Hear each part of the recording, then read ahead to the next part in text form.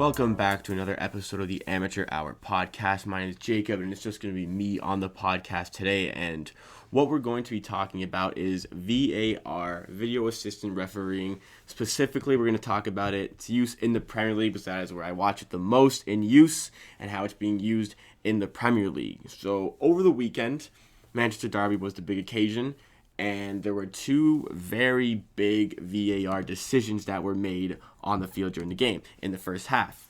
The first one being the awarding of Marcus Rashford of a penalty after a Bernardo Silva foul. The referee did not call it a foul initially, but after consulting VAR, they decided to award the penalty. And at the end of the first half, there was a ball that hit Fred's hand as he was sliding. The referee did not call a penalty, and VAR did not overturn this decision, and they decided that it was not a penalty. And I am fully in support of both these decisions, first of all. Even though I am a Man United fan, I'm doing my best not to be biased here. But the first one was a stonewall penalty. Bernardo Silva cut off Rashford's run. He used his right thigh. He lent it into Marcus Rashford's left thigh. Definitely impeded his run and definitely forced him to ground. 100% that was the correct decision. But the second one, where it hit Fred's arm, that one was a little more up for debate.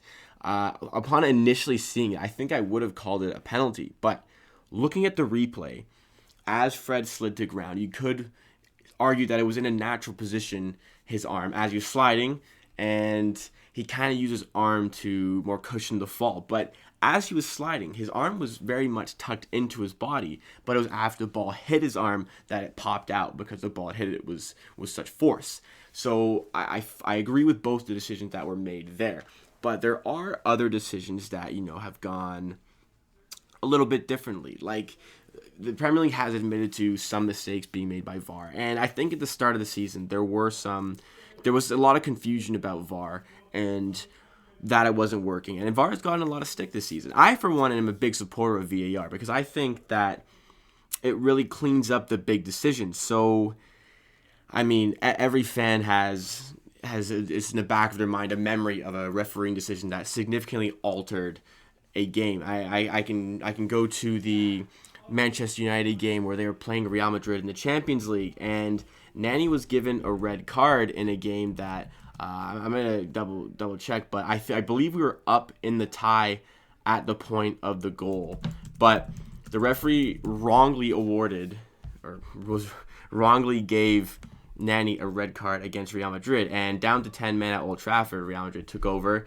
I believe they beat us 1-0 on a Ronaldo goal. I'm not 100% sure, but we lost a tie as a result of that decision. And every time I see the ref from that game, his name isn't coming to me at the moment, but he's a Turkish referee, and it's something like Sakir. I think that's his last name.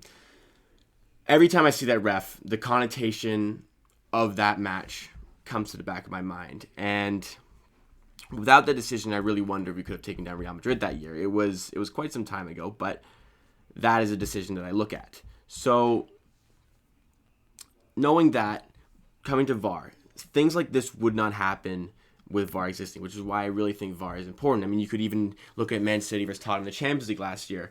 Man City scored a goal to make it 4-4 in the second leg. That would have put them through in the tie. I think it would have put them up 4-3. Regardless, they would have scored the aggregate winning goal, and it was given as offside, and that would have specifically altered, I guess, footballing history. Tottenham would have never made it to the Champions League final. I know they didn't win it, but they wouldn't have gotten that far. Maybe Man City could have won it that year, but as a result of VAR, it didn't happen. So, at halftime, Roberto Martinez was talking, I guess in the halftime show we'll call it, during the Man City-Manchester United game. And he was saying that the referee should look at the decision. So there should be a screen at the side of the field, like there is in MLS.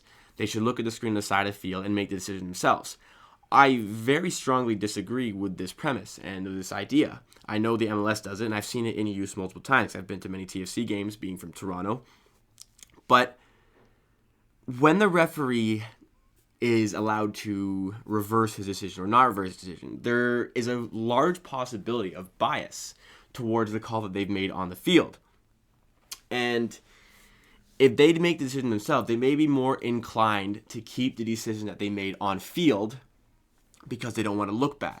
Whereas if a second official, like how the Premier League does it, another official behind the scenes lets the initial referee know if it was the correct or the wrong decision, they have their own opinion on what is right and what is wrong. And all the referees should be on the same page with the laws of the game, and it shouldn't affect the decision.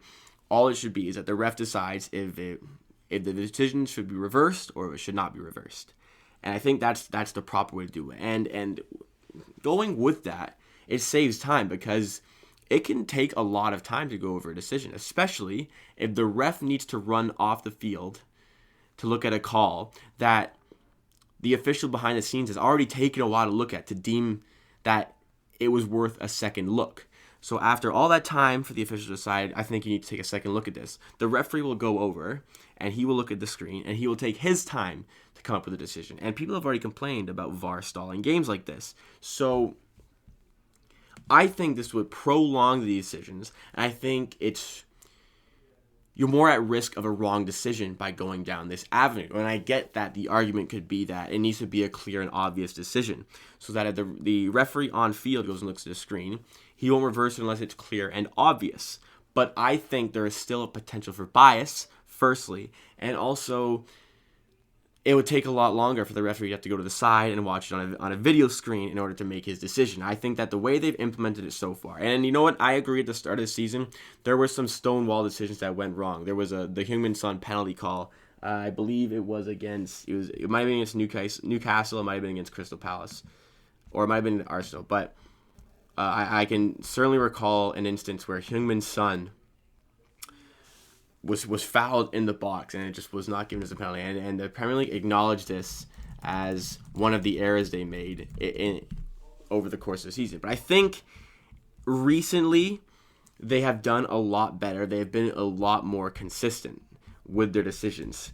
And I believe that they are going down the right path towards VAR succeeding. Obviously, it needed to be a bit of a work in progress, but I think that they're making strong strides. I don't think they particularly came in with it working correctly. However, I think that in the long run, this will be huge for the Premier League. And I think this is a great thing that we have. I understand that a lot of people think that it takes out of the game, the emotion of scoring. So you score and then all of a sudden you have to wait, and the atmosphere and the emotion can really sink after that. But consider your team needs a victory and it's tied 1-1. You score a goal and it's flagged offside.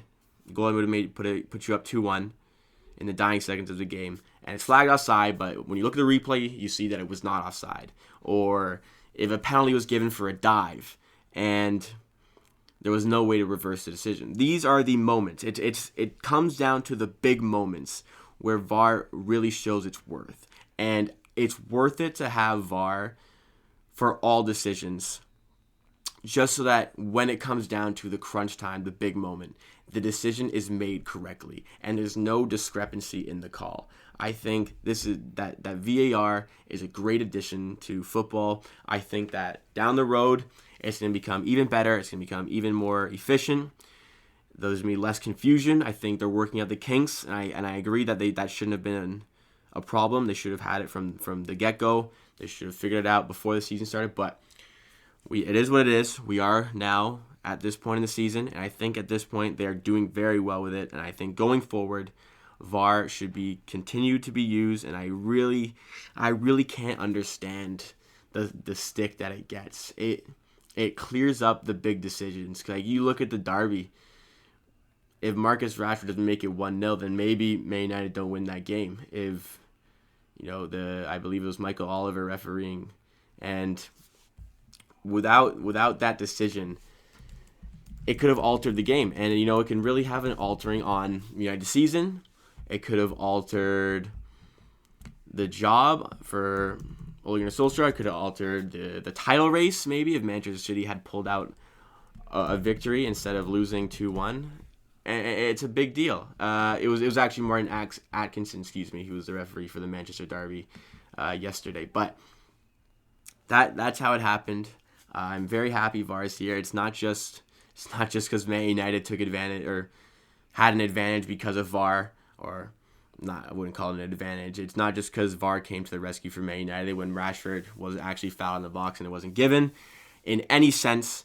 Every team's going to be hard done by VAR in terms of, a goal being given that was not counted originally. Like, you talk about Man United versus Sheffield when Ollie McBurney scored in the dying seconds to tie it up 3-3.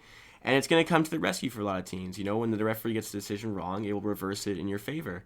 And it will rightfully be done. And that's the big thing. The big decisions are going to be made correctly, and that's how I'm going to end this video. VAR is a great addition to football. It makes the big decisions, and it just eliminates the uncertainty of a call, and it gets everything correct. To 16, and then Netherlands score the penalty and eliminate Mexico, even though Ian Robben dove to win the penalty. That would have been reversed. Something like that wouldn't have happened, and that's the kind of decision that we need VAR for, and that's how we're in it. Thank you for listening to another podcast. Subscribe on YouTube. Follow us on Twitter and Instagram at NTRPDC. Give us your suggestions, and as usual, stick around for the daily content.